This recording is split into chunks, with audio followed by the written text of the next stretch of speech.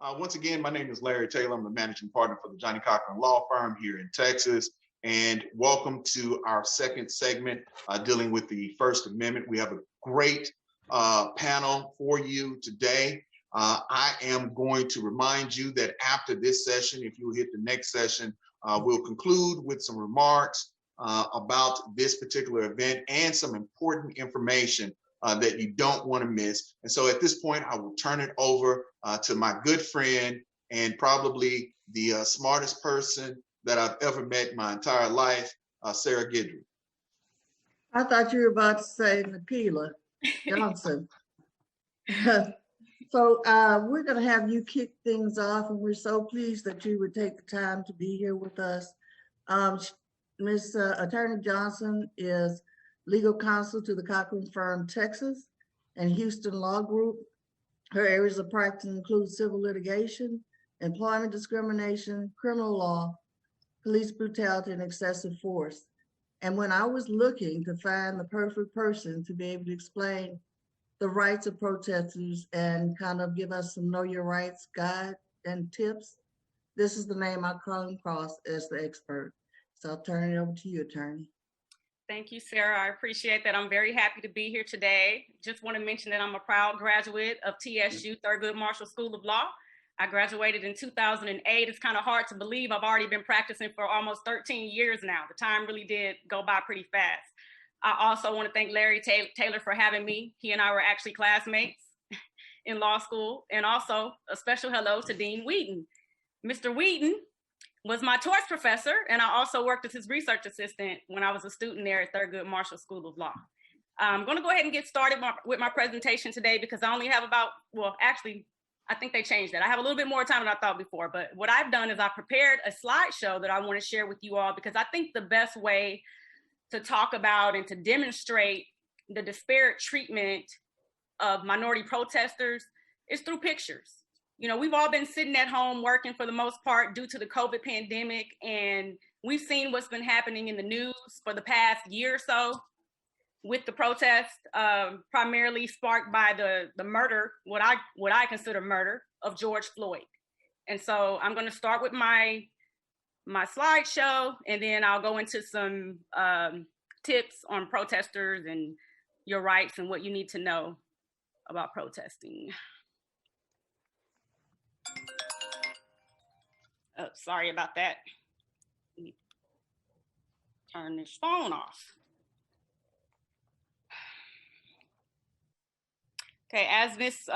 Guidry stated, I am an attorney. I practice civil rights. I practice civil litigation, criminal law, and some other areas. I just wanted to mention that I do have offices in Los Angeles and also in Houston, and that I am an advisory board member for Equal Justice Now, which is an organization that prides itself on pushing forward police reform and criminal justice reform. And our spokesperson is Mr. Benjamin Crump, who was the attorney for Trayvon Martin and other families of victims of police brutality and excessive force.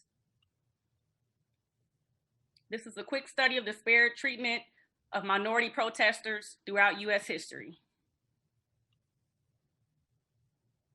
Hold on just a second. Am I still on? Yes. Okay. It looked like I had been disconnected. I'm sorry. Let me pull that back up.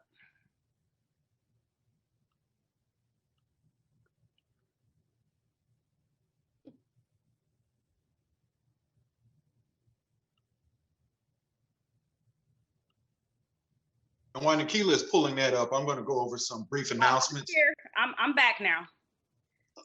Okay, First Amendment protest rights are granted by the First Amendment of the U.S. Constitution. And this amendment basically prevents the government from abridging the rights to freedom of speech, freedom of press, the right of people to peacefully assemble, and to petition the government for redress of their grievances. Also, the Texas Constitution provides for protest rights and freedom of speech rights as well. And those rights can be found in the Article 1, Section 8 and 27 of the Texas Constitution. Typically, the right to protest and the right to freedom of speech go hand in hand because when people are protesting or petitioning the government for grievances, they're speaking those grievances verbally. And so those two rights typically go hand in hand. The government does have a right to restrict those rights under certain circumstances when there's a threat to public safety, when they feel that someone's going to be injured, when they feel that people are going to start damaging property, when they feel that people are going to block highways or traffic and become a threat or danger to other citizens, they can implement certain restrictions on those rights. One of the most famous civil rights leader of our time, of course, is Dr. Martin Luther King Jr. And, he came to the forefront during the civil rights movements of the 1960s. Here's a picture of him being basically beat up by the police. During those times in the 60s, of course, Black people were dealing with discrimination where they weren't able to eat at restaurants. They weren't able to drink out of the same water fountain as white people. They weren't able to get jobs. There were a lot of different civil liberties that Black people were not afforded, but they were basically looking for the right to be recognized as a human being, as indicated by this photo. Historically, Black protesters were attacked by dogs, water hoses, billy clubs, and other forms of violence at the hands of police officers. There was always a large police or military presence, as indicated by these photos here. Attorney, I'm sorry? for some reason, we're not able to see your screen. Did you fully share it, or do we need to give you sharing So capability? you haven't seen any of the slides I just went through? No. Because I had it on share. Okay, let me go back. I'm sorry. Oh, it says that the screen is being shared. And just Here we go. Now It is now. Share? Yes. Okay. Yeah, a few minutes ago, before we started, my screen was being shared. I don't know what happened. Okay. I'm sorry. Go ahead and pick up from right there. Okay, so historically, Black protesters were attacked by dogs, water hoses, billy clubs, and other forms of violence at the hands of police, as indicated in these pictures.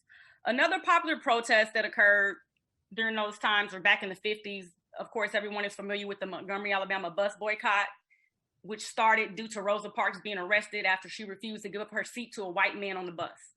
Okay, this sparked outrage all across the country. Black people had just had enough and they were tired, so they decided to organize and to protest the Montgomery transit system. This protest was also led by Dr. Martin Luther King Jr. And, you know, these peaceful protests actually are beneficial. And an example of that is the result of Rosa Parks and her courage on that day refusing to give up her seat. It resulted in the Supreme Court ruling of Browder v. Gale, in which the court held that forcing segregation on the city transit system was a violation of the Equal Protection Clause of the 14th Amendment. Now I want to move up to a little more recent times. We're all familiar with the Rodney King beating that happened back in on March 3rd of 1991. He was beat by the LAPD and it was actually caught on camera. At the time, I was 11 years old. I was in middle school and I remember participating in a walkout at my middle school because I was outraged as a child with what I had seen on the news with this Black man being beat up by the police.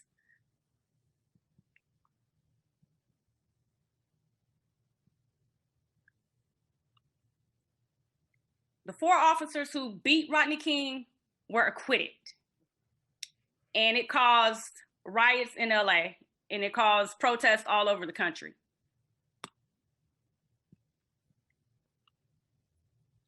Here's the aftermath of those riots on April 29th, 1992.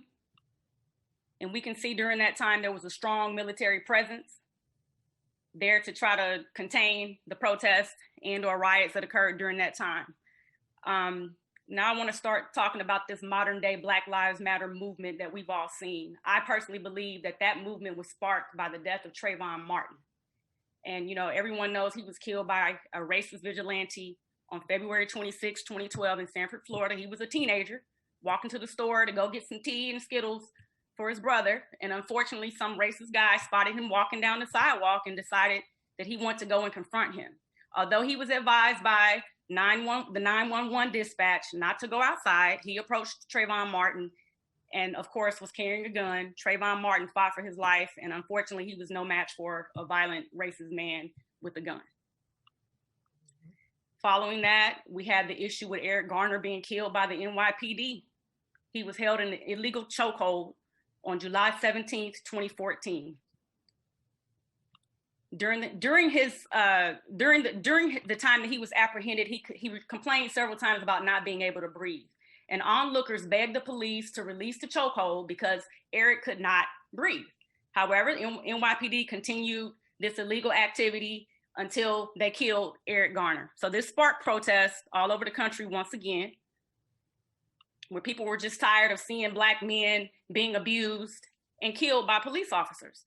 So following that, we had another incident on August 10th, 2014, when protests started in Missouri, Ferguson, Missouri, after the fatal shooting of Michael Brown by police officers. This is where the slogan, "Hands up, don't shoot," came from, because at the time that Mike Brown was shot by police officers, he had his hands up and was no threat to the police officers. There was a strong military presence and a strong police presence in Ferguson, Missouri during the time that Black protesters were there protesting the Black Lives Matter issue. Police used tear gas against these protesters. They used billy clubs. They arrested people, which is, of course, is typical and has historically been done to Black protesters.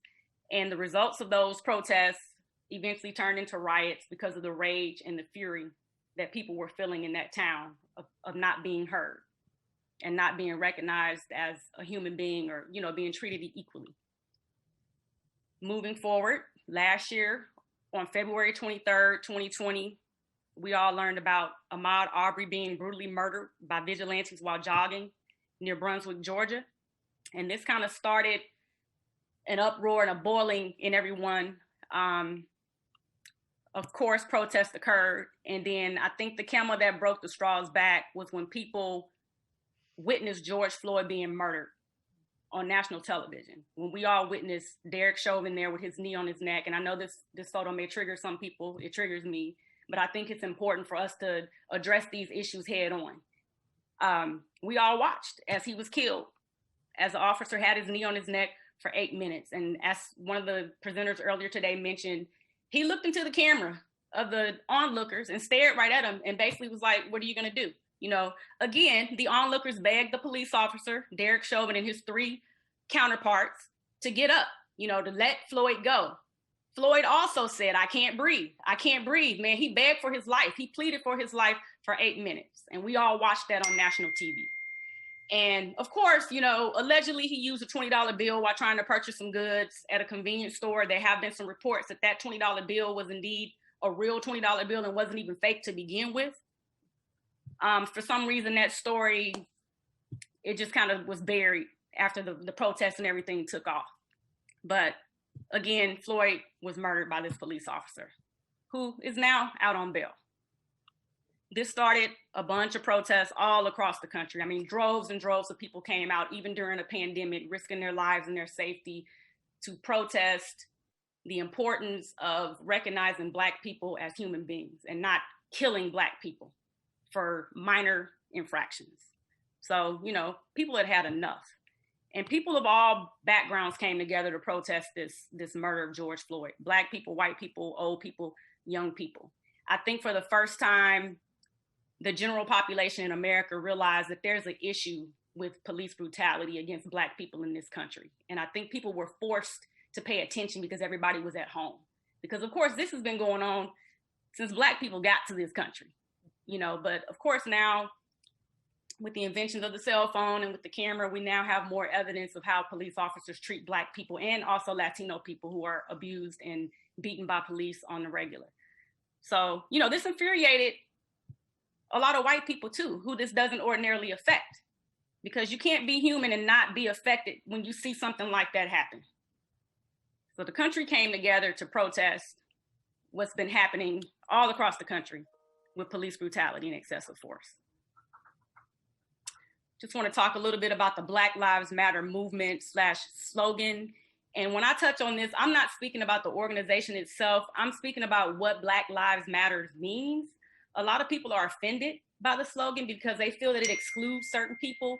But the purpose of this movement is not to exclude anyone. It's just to bring to the attention of the rest of the country that Black people are not treated equally under the law here.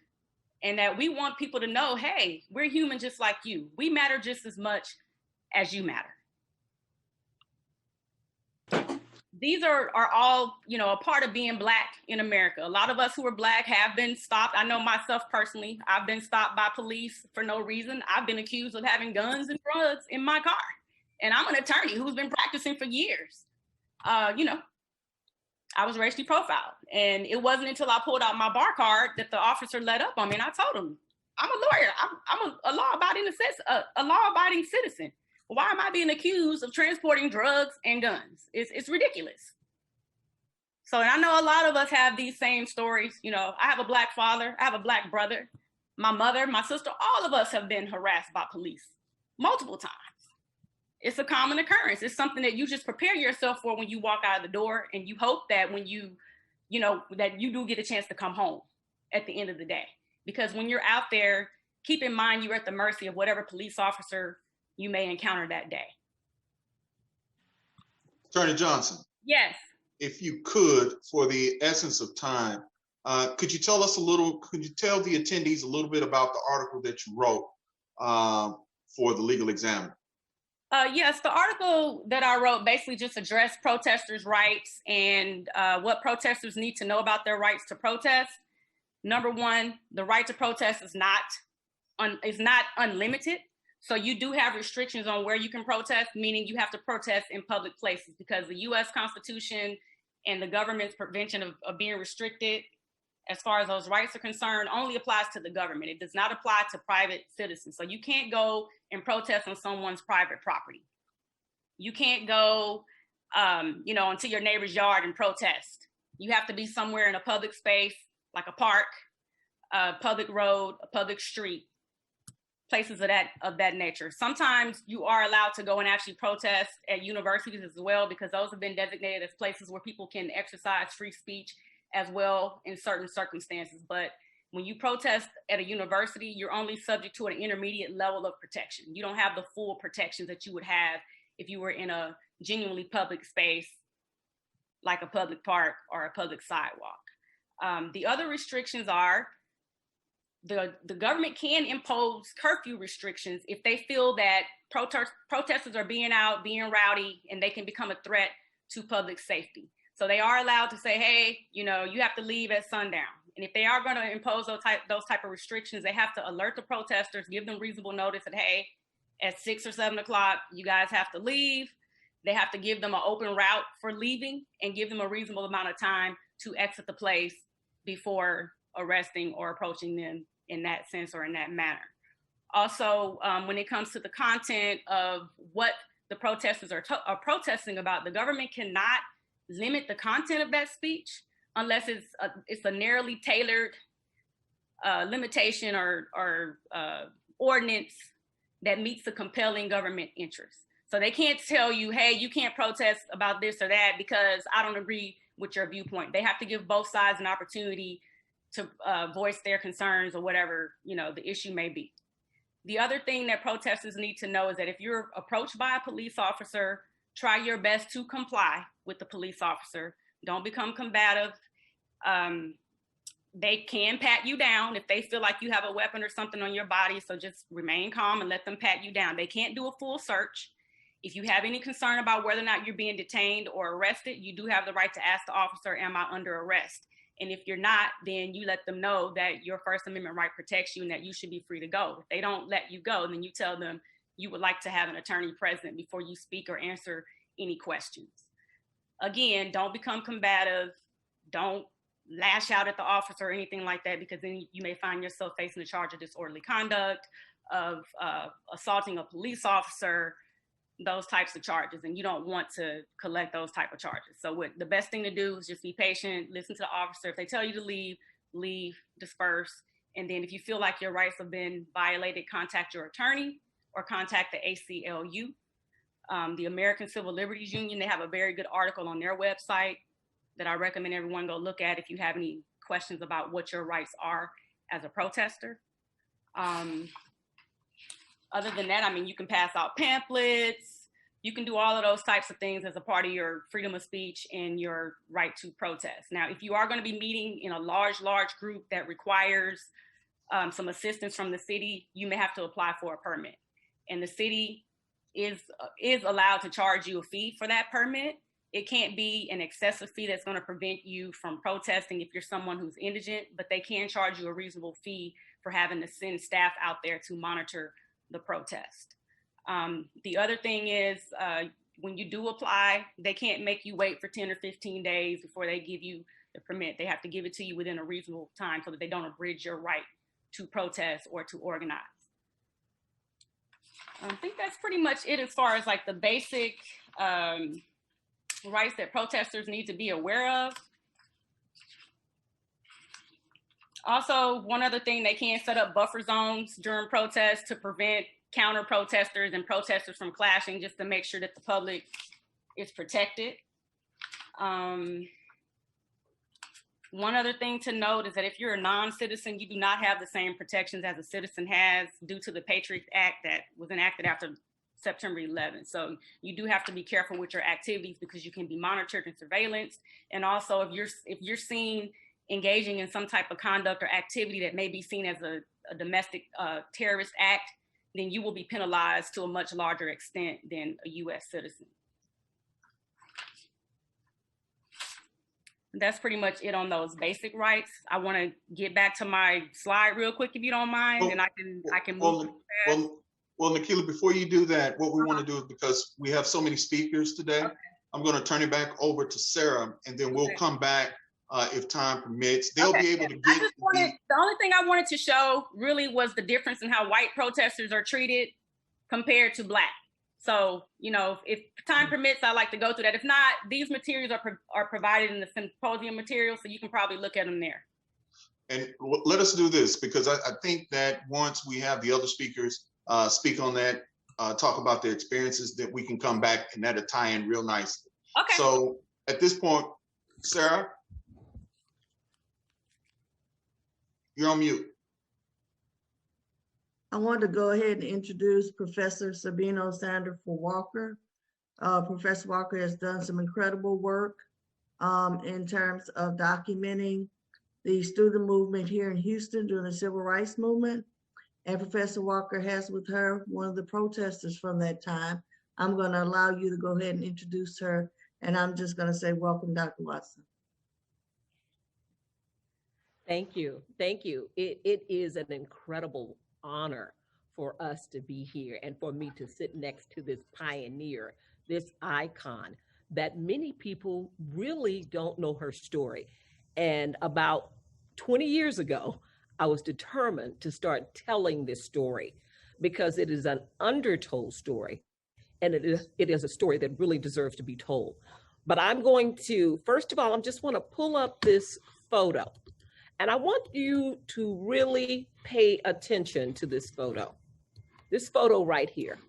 I want you to pay attention to it. This photo is very important to what we're going to talk about today. In fact, the icon who's sitting next to me, Dr. Halcyon Sadbury Watkins, didn't see the photo herself until 1979. Yeah. This photo is actually a photo of her. On March 4th, 1960, TSU students led Houston's first sit-in. And that sit-in was at the Weingarten's grocery store lunch counter, which is located at 4110 Alameda Road. These students, what they did is they fought Houston's segregation laws, and ultimately what they did by holding that sit-in, it held Houston accountable, and this city started to desegregate. The Houston sit-in is not chronicled in history books or national publications with clarity very thoroughly at all. And the Houston case is very unique because women had an invaluable and equal role in this battle to address Houston's segregated laws. They had a leader, his name was Eldridge Stearns, but the women served as the face of the movement. They strategized, they planned, and they executed with precision, standing side by side by the men in the movement. And what I want to do, I want to bring in Dr. Watkins, who was there. She planned, she executed, she worked with the entire team, and they decided that it was time to make a change in Houston. And what we want to focus on is the impact of what they did, the legacy of what they did, and what today's protesters can actually learn from this heroic sit-in that they held on March 4th, 1960. So Dr. Watkins is going to join in, and I just want her to just jump right in and talk to us about March 4th, 1960. And when you look at this photo, this is this young 21-year-old that's here that didn't see this photo until 1979, right? She didn't know someone had actually taken a photo of her. And we want to be able to share what was the impact of that sit-in in Houston on March 4th, 1960. That picture right there and that movement, it opened the doors, and what it did, it made us began to have those dreams. The dream that we can make a difference. And, but we, you didn't feel intimidated because we were always, if you can notice, those kids, all of us were courageous. And we all had, we knew that something had to be done. After Al Gruen had an impact with the police, and then it got to the campus of what was going on. And we realized that if we don't organize and we don't make some changes, this will keep going on. We couldn't go downtown, and we couldn't go to the bus station. We couldn't go anywhere without being seen a colored go here and white go this direction. So this movement and this, what we're doing right here at this counter was just the beginning of what we knew had to be changed. And I'd like to iterate with you that we even had a separate baseball field, baseball group. It wasn't the Astros, and we had the Negro League, and then we had the white leagues of baseball. And so we set in separate, everything was segregated, everything. And I went to segregated schools. Texas Southern was designed so that we would stay out of the white schools, law school. And so the Texas Southern started because we had Sweat that wanted to attend the University of Texas. So this school was started, the law school was started just to avoid that integration. And and then NASA was in the making.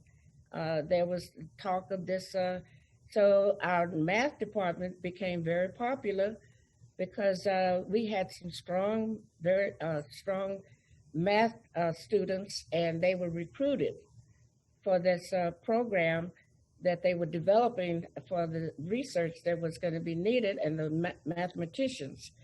So our students were being recruited, not just Texas Southern, but they were finding out that these students, they had the math skills that were needed to work in those labs at NASA. And so, but we didn't have any clue that we could even apply for those positions.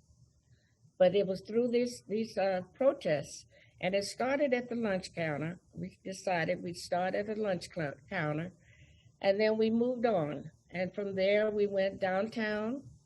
So we became, we wanted to go to the movie theater.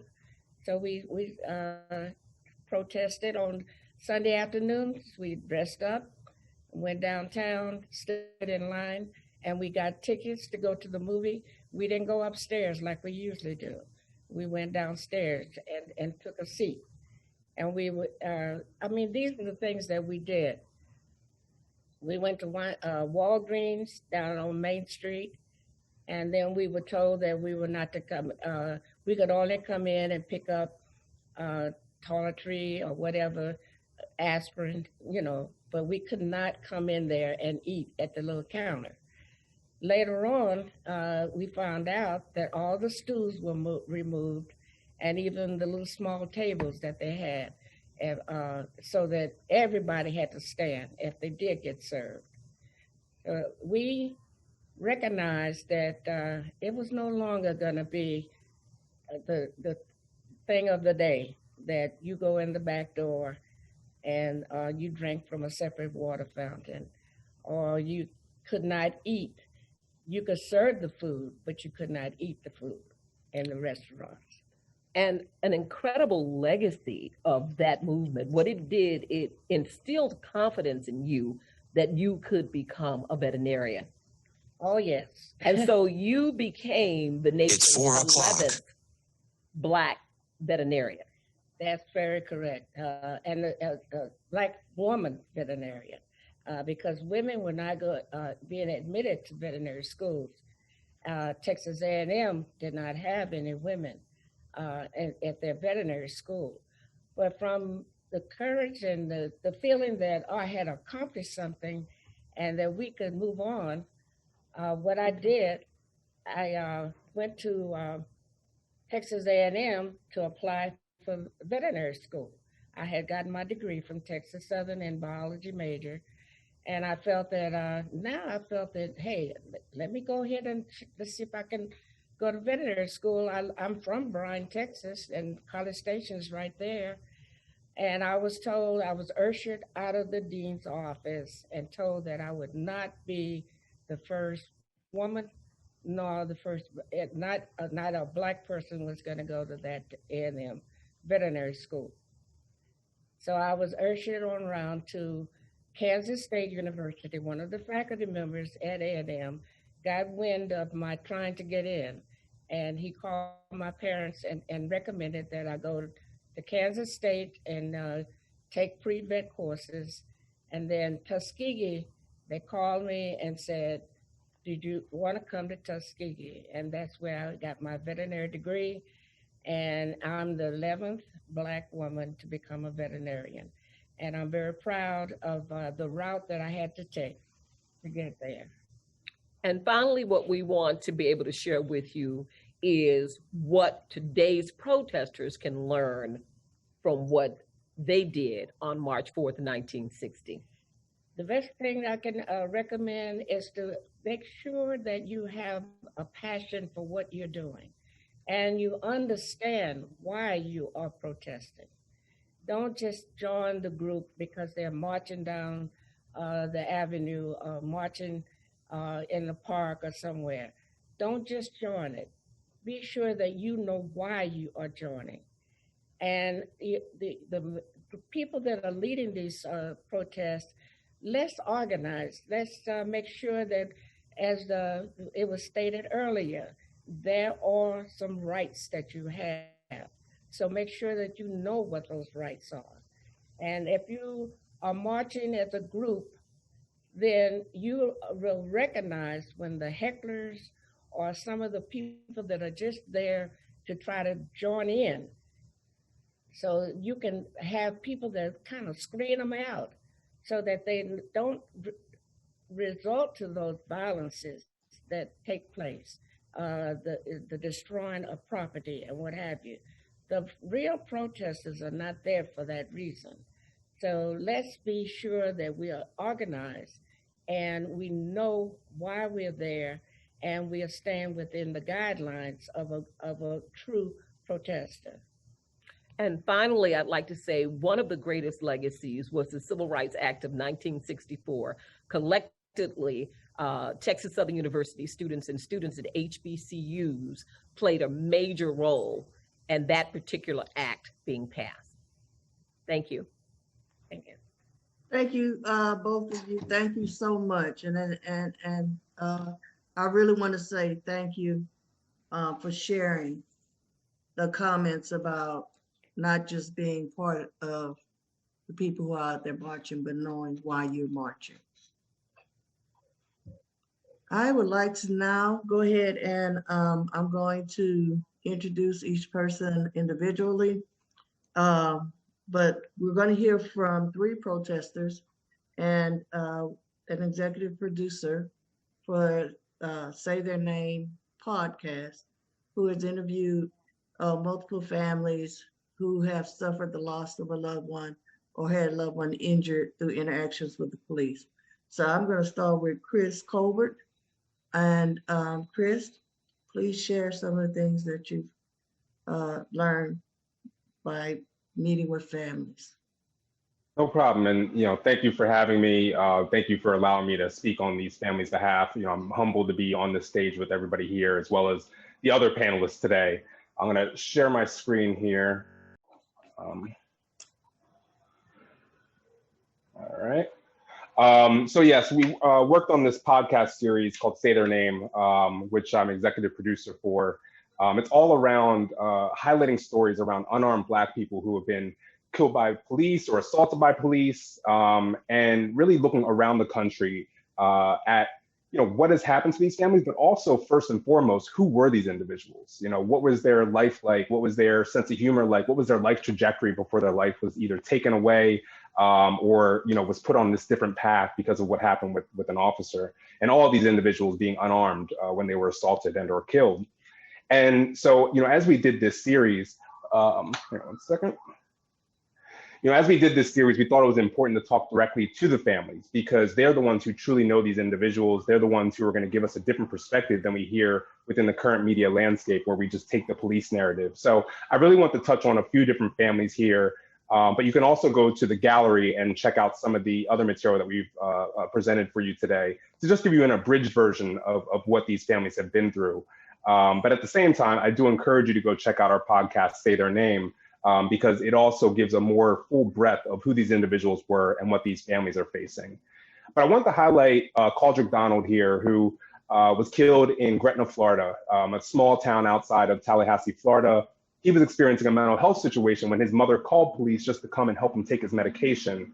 And that then resulted in the police chasing him into the home, escalating the situation, chasing him into the home and killing him in the bathroom. And that family not only has to, understand that their loved one was killed by the police, but they still live in the same home where Caldrick was killed and have to see that same bathroom every single day. So they are being re-victimized every day, knowing what had happened to their loved one and having to see that same location.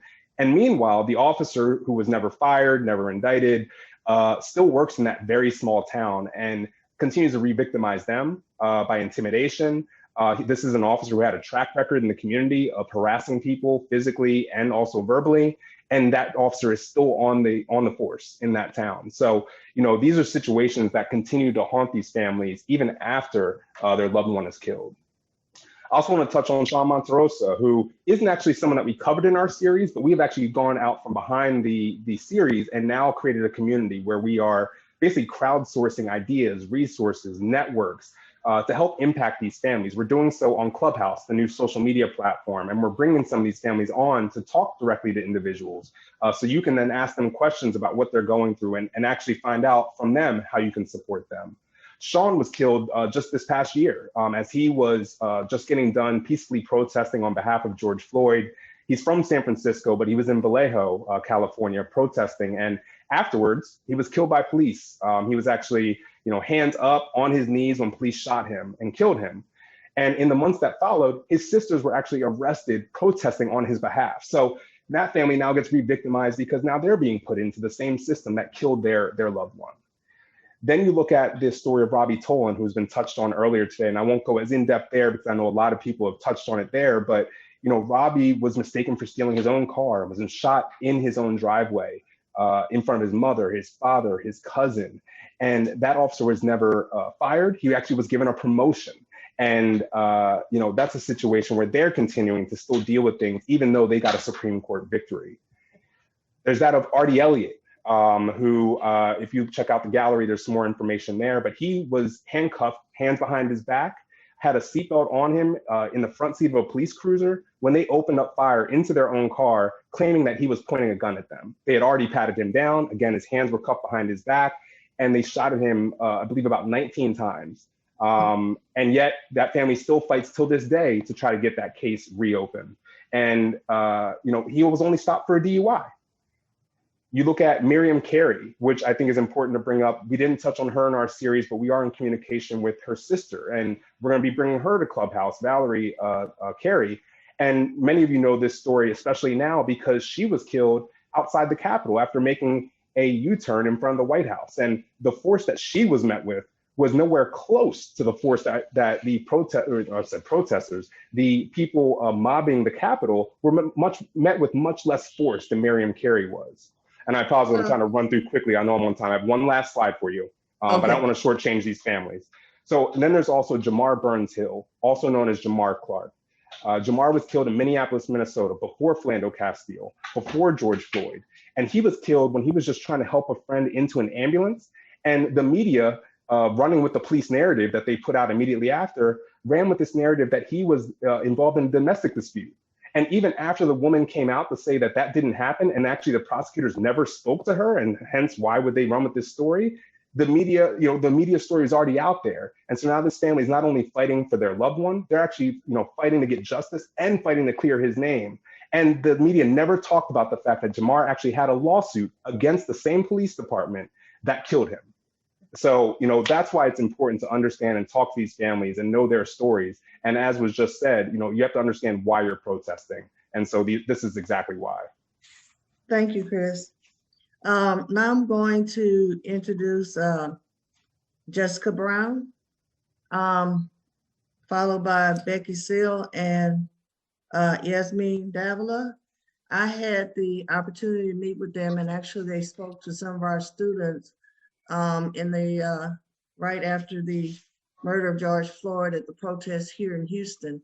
And what they had to say about their experience was so moving to our students. A lot of us don't think that today, after everything that's happened and strides that we believe we've made, somebody said, we have Black president and vice president, we're still getting treated the same way.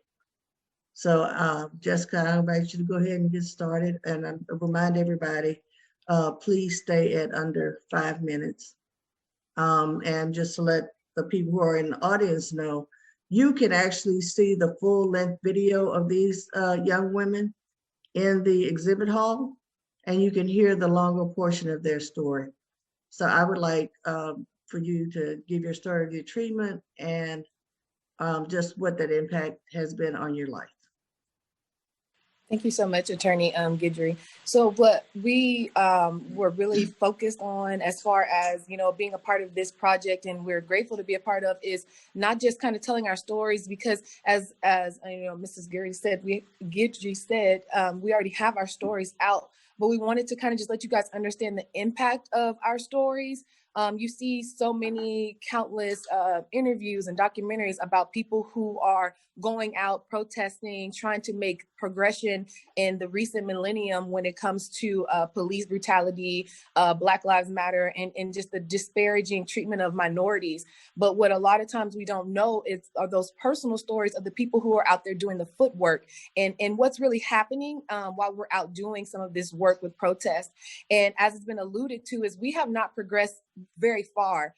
Of course, none of us, being as young as we are, can even fathom some of the travesties that happened pre-civil rights, when people were fighting for equal rights, people were fighting for equal treatment in the generalization of those rights. We can't fathom that. But what we found out in our recent generation was that, again, progression is not too close. We haven't progressed far from the treatment of certain protesters because they are fighting for injustice in minority communities. What we saw at the Capitol was a very big highlight of that, and not only just highlighting, but solidifying that people are treated differently. Our experience personally was more than a travesty. It was eye-opening, and it was shocking to see some of the things we saw and experience some of the things that we experienced. But what it did solidify to us personally was that we were not the same because of our fight. And so that was also disheartening for a lot of us, but it was eye-opening that we have a lot of work to do. I can just personally attest for most of the protesters and myself that we were not only just harassed and mistreated, we were talked to inappropriately, our rights were violated, we were unconstitutionally treated, we were beaten, and there was no regard for us. So what we have to understand is a community of people, because we all have to live in this thing called America. This is all our country. We are all citizens working towards the goal of having a community that supports those in it. What we have to understand is when there's something happening that is going against the communal goal old, we have to change it.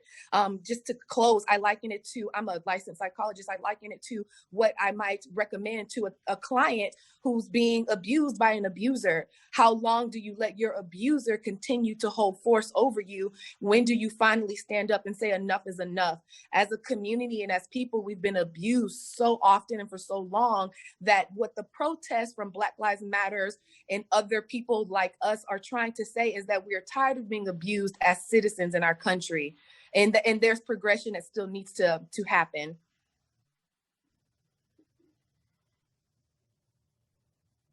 Okay, thank you so much. Yasmin? Hi, thank you for having me. So I guess I just wanted to touch on like the impacts. So I've been to various protests, and I think this was my first time getting arrested. So what I saw inside being in jail, I think it just affirmed that there's no way of reforming anything. I don't believe that the police can be trained to deal with people. That's not what they're for. They're there to protect property. And as protesters, I think we, even this whole idea of like peaceful protesting and like, you know, rioters and stuff, like, again, it goes back to property.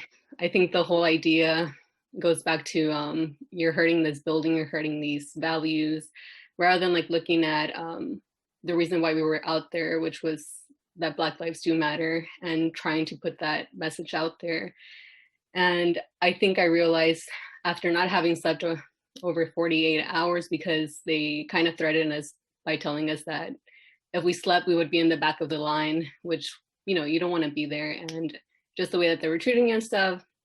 But yeah, I realized that all of this is kind of psychological warfare, just on how they treated us, how they kidnapped us, and how we were deprived of everything. And just being inside there, just seeing how they, you know, all of this is in the society. In the bigger society, we feel all these microaggressions, but like enclosed, it's just even more chaotic. Like in one instance, we were inside waiting to go see a judge or whatever, and somebody started shouting, and based off of this one person shouting and like this very aggravated officer, everybody, like all of the policemen inside got their guns. And mind you, we don't have anything. We're already under arrest. We've been like through the whole process like this, like one of the last steps. We have no weapons with us. And they just escalate every kind of situation. So yeah, I don't know. I think I just came out kind of like realizing that this is much deeper than, you know, like these laws, and like everything that we're fighting for is a lot more in the spiritual realm. And yeah, I don't know. That's all I'll share about that. But thank you for having me. Thank you. And finally, want to welcome Becky Seal, and thank you, Becky, for being here today. Hey everyone, thanks so much for having us and everyone who shared.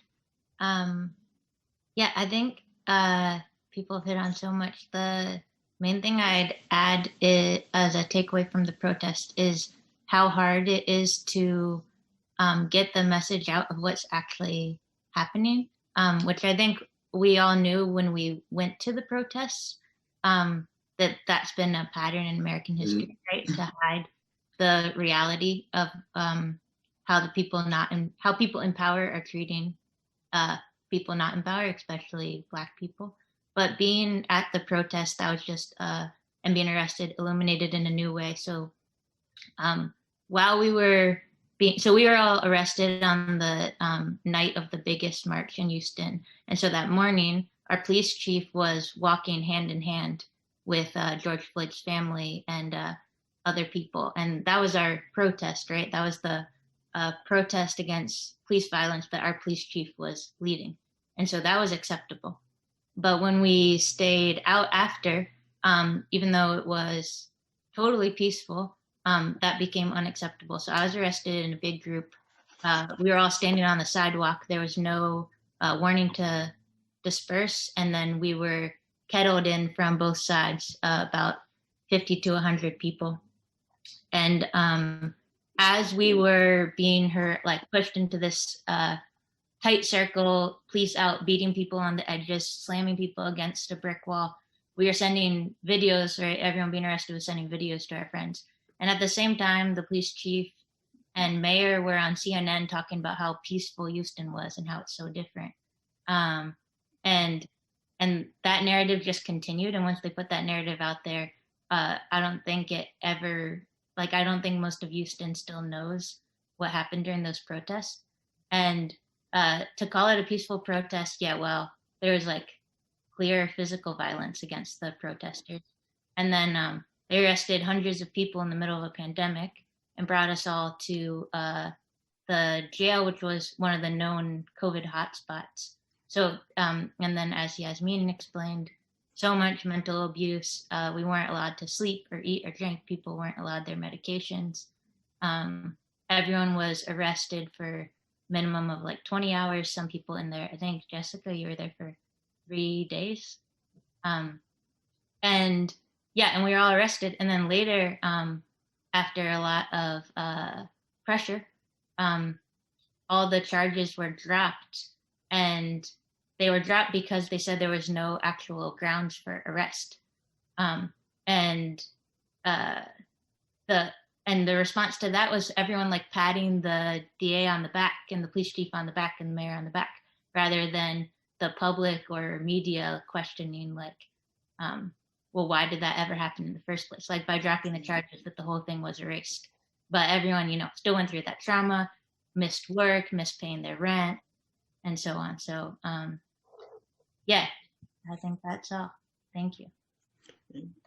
Thank you. When I first met these ladies, the reason for our meeting was because we realized that our laws here in Texas, all of them had an arrest record. And some of them expressed concern about being able to get housing. I think somebody was trying to move into an apartment shortly. I think somebody was looking at getting a professional license. So it's a real concern. I mean, your record isn't automatically cleared just because they dropped the charges.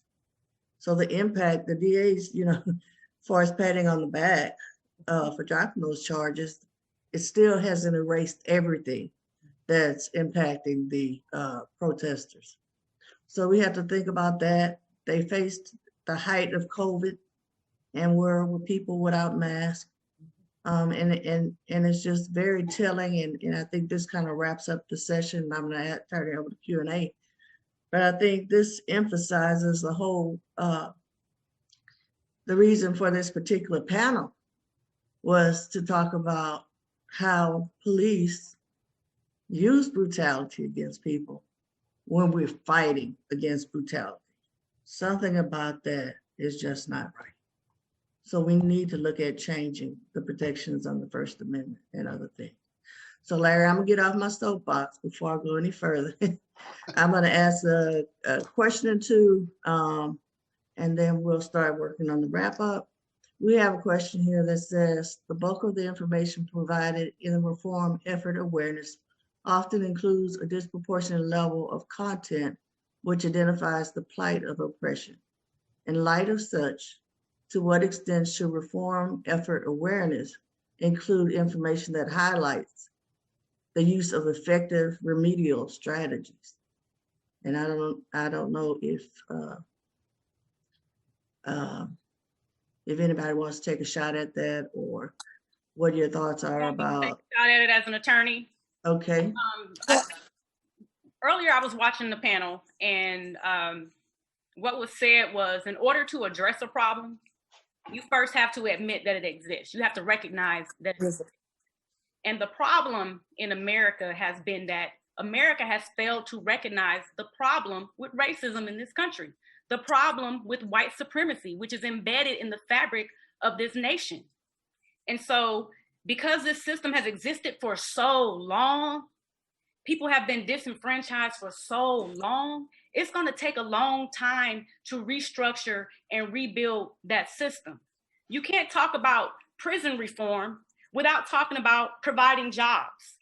You can't talk about prison reform without talking about providing equal education, equal opportunity. You can't talk about prison reform without talking about providing housing, lending opportunities, business opportunities to people who have historically been disenfranchised by this nation. So, I think that it starts in each community with us coming together and trying to bring awareness to what's going on and trying to work as a group to have some of these laws change that affect us disproportionately. For instance, earlier, Larry Taylor was saying, hey, you need to reach out to your senators, you need to reach out to your representatives, you need to write them, you need to address the issues that are going on and demand that they get involved with changing some of this legislation. Because these congressmen and women are sitting there in DC getting paid to do nothing. I mean, we all saw earlier this year, they left and went on Christmas vacation while people were losing their homes, people had lost jobs, couldn't feed their children. We have to hold them accountable, number one. As far as this criminal justice system, I mean, we need to dismantle this thing completely and build it back up. That's one of the issues that we're talking about right now with this police brutality, these protesters' rights. There are cases across the country that demonstrate that the KKK has infiltrated several police forces across the nation. The KKK has infiltrated the military. So when you have a white supremacist, a racist vigilante with a gun and a badge, a regular citizen is no match for that. We have to start where the problem lies, and it's with the fabric of this country and with dismantling prejudice, racism one by one. And I think it's something we can start to do on an individual level where we encourage those around us to, hey, like if somebody's around you and they're treating someone badly due to their race or whatever, you confront them and tell them, hey, that's not cool. Each one teach one. Thank you. Mm-hmm. And I would just add, we talked about some effective remedial strategies, starting with eliminating qualified immunity, holding other police officers responsible for behavior of their colleagues. We're talking about cite and release policies to reduce the interactions between the police and citizens where they can't have the discretion to arrest them after they stop them for a traffic ticket and they're smoking a cigarette in their own car. So there are a lot of things that are being worked on. There's a lot of things that are being done or looked at on a national level, as well as localities across the country. So with that, we are at the end. The remainder is Q&A. If anyone has any additional questions. Sarah. Larry, is there something you would like to add? Yes, I do have a question. And then also it's going to be directed toward Chris, because Chris talked a little bit about Say Their Names and not just the podcast, but Chris also has a program on one of the new technology platforms. And I'm a little older, so Chris, if you could educate us on those, and then also talk about the issues and how some of your callers, your depicted families span past African Americans or Black people. Can you talk a little bit about all the spectrums that you've had on your platform? Sure. Yeah. Thank you for that. And our Say Their Name series, the podcast, was focused on all Black individuals, and now Clubhouse, the new social media app, and I'll give a little bit more information on that in a second, is where we've now been able to expand that conversation to, bring in our Latino brothers and sisters and, other marginalized communities that are facing these same situations. And so with Clubhouse is this new social media platform that essentially is kind of like being in a convention hall, audio only. There's no video, there's no chat mechanism. It's just people on the stage like we're doing here, but we don't have that visual. And then as a moderator, you can then allow people to come up and speak and bring them back down. And so we've been using that platform to allow families to come and speak directly to audiences and let them tell their story, let them talk about who their loved one was, because it's very important for us to understand who these people are as human beings. But then for them to literally tell the audience, like, this is what I need. Not all these families need money. Some of them need a petition signed. Some need, we were talking to a family this past Tuesday all about how they just need someone to go to the train station where their loved one was killed and make sure the memorial doesn't get taken down. So there's little things that you don't think about where if you don't talk directly to the family, you don't know how to support them. And so what we're doing with this Clubhouse platform, this community that we're creating called the Say Their Name Club, we're creating a community that is there to support them. And literally every time we host one of these rooms, there's people in the audience who say, hey, I live in the community, I'm willing to help. Hey, I have this resource, I have this network person, let me help out. And so this is where we've now taken this fight. I think social media has given us a new ability to connect around the world and help solve problems. Thank you, Chris.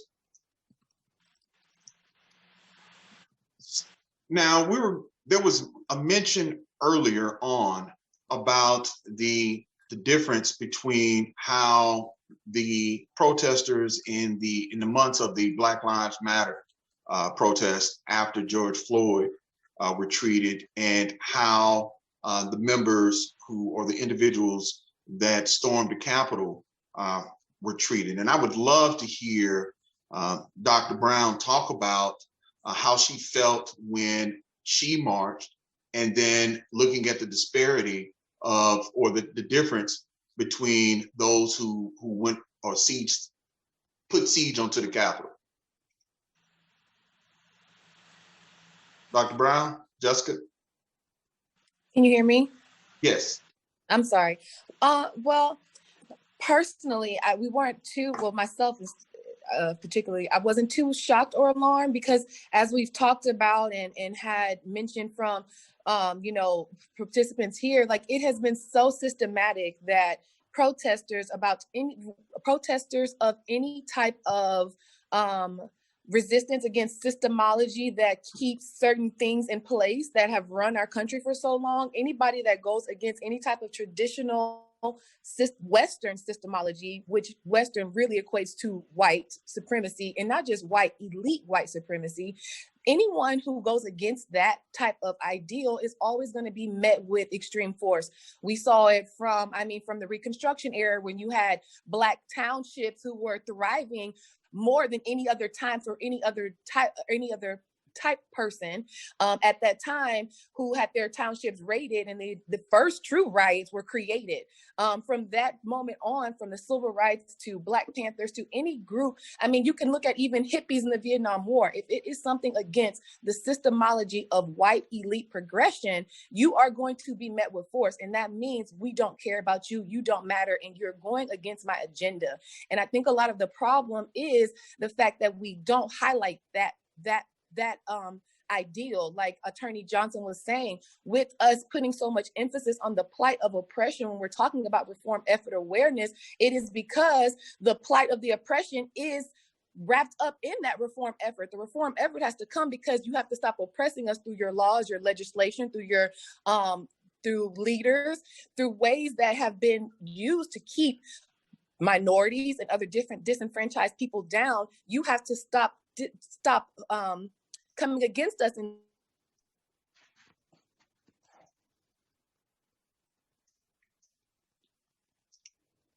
well, I think she froze up, Professor. I'm sorry.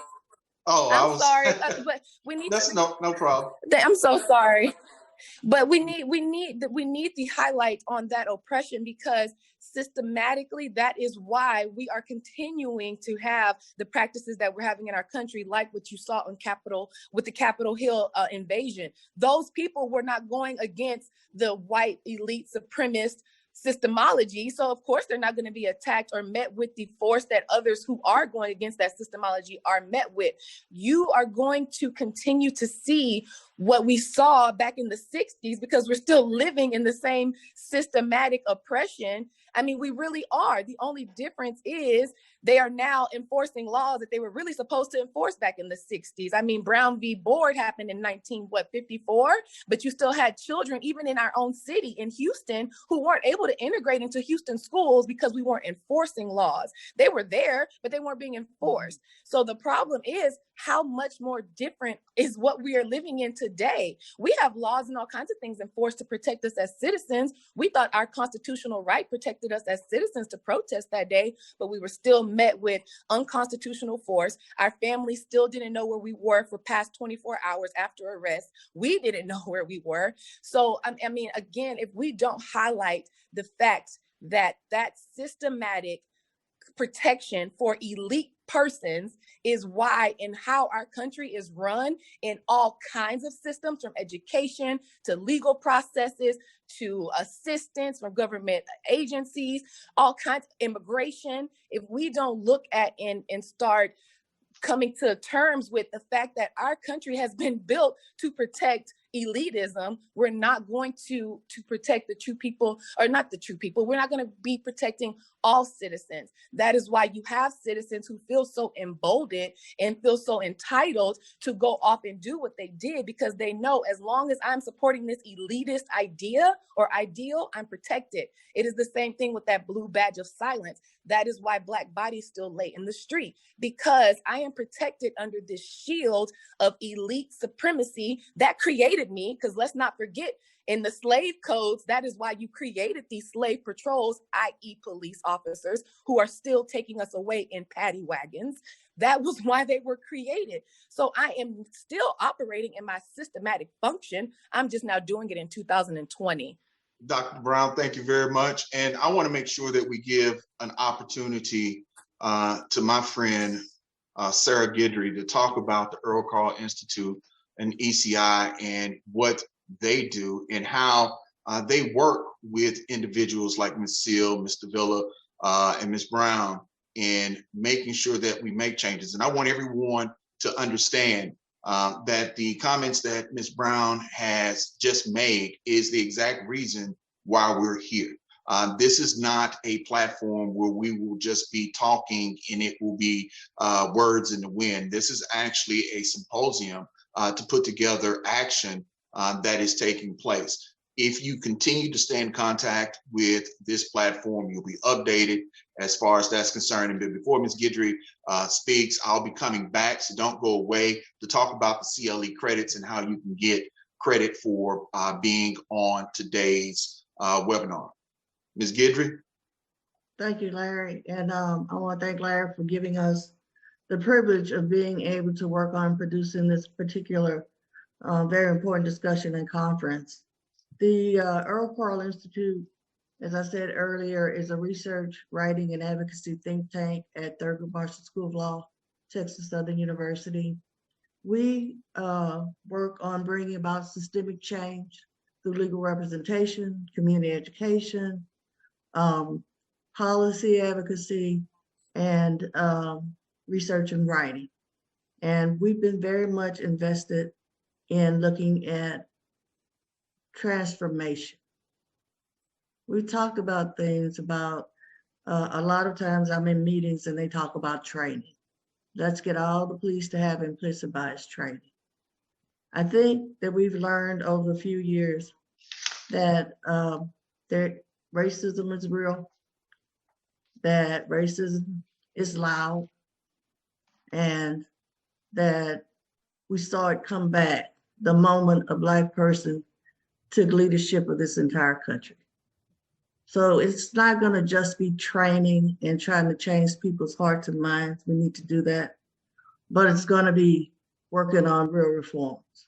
Reforms not only for the people out protesting, reforms not only for the criminal justice system and adult system, but I work on a lot of reforms as it relates to children. I had an elementary school child sent to the police for a counterfeit bill that turned out to be real. Thank God it was elementary school, but she may have gone the same way as the gentleman that we heard about today. So we're very passionate about the work that we do on trying to create reform. We try to address everything where there's a disproportionate ratio, either over or under, in terms of African-American representation in certain systems, as well as disparate outcomes. And our work also helps to educate new attorneys, young attorneys, law school students about public interest and civil rights and how important that is for us to all engage in that. And like Attorney Johnson. I have been profiled by the police. I have been pulled over twice for no reason, but a bar card helps. Bar card didn't help my son though. He actually ended up in jail. So I would encourage anyone, if you've enjoyed this seminar, please reach out to the Earl Carl Institute if you would like more information, if you would like to volunteer your time, if you would like to be involved in things like this, in this movement, in this moment. You can reach us at earlcarlinstitute.org. As part of this conference, we're also going to be publishing a journal to be used to promote policy change on the federal, state, and local level. We'll be publishing multiple articles. We want to not just have academia, which we will, but we'll accept essays, we'll accept other position papers or white papers, and we want to use those because the time is now. I want to mention that there is a commemorative program in the resources section of the platform, and you can go in there and you'll find information on everybody that you heard speak today. You'll also find information about all the organizations that were involved. Again, I want to thank Larry Brown for connecting us with the AAJ to help us put this program together, and for your leadership, Larry. I want to thank American Association for Justice for sponsoring this event. I want to recognize the Center for Justice Research at TSU for being a part of this, and of course, the law school and the university support. And with that, I guess I'll turn it back over to you, Larry. And thank you, everybody, again, for participating today. Thank you, Sarah. And thank you all who participated and assisted in getting this program started. Like I said before, in order to receive CLE credit for this program, attendees must download the attendance form from the resource section that Sarah just spoke about. Feel free to self-report or email your completed attendance form to Assistant Dean Prudence Smith at prudence.smith@tmslaw.tsu.edu. And remember, we're not completely done at this particular time. We're going to wrap it up with some brief comments between myself and Dean Bullock. And once again, thank you all. And for all of you guys listening, remember, whether you're a lawyer, whether you're young, you're seasoned like myself, you have a voice and you have an opportunity to make a difference. What are you going to do in order to do so? And so I also want to thank the American Association for Justice, AAJ. You can learn more about AAJ at www.justice.org. For you young attorneys, it is a wonderful resource to sharpen your knives and to also grow yourself as a lawyer and grow your practice. It has done it's been a tremendous benefit to me as a young lawyer and as I continued in my practice. So I encourage you to do that. I also want to go back and thank the AAJ Robert L. Havish Endowment for sponsoring this particular program. Mr. Havish was a Wisconsin attorney who believed that every voice should be heard and the courtroom should be open to all. And that's what we all really want here, is to have access to justice through the courtroom and have our peers make the decisions as far as the harm that has proceeded or has happened to us or our family members. So saying that, please go ahead and click over to the next session. I look forward to seeing everyone there. And thank you to our presenters today. I was encouraged by all the words that all of you women and you young man have stated today. So thank you and have a blessed day.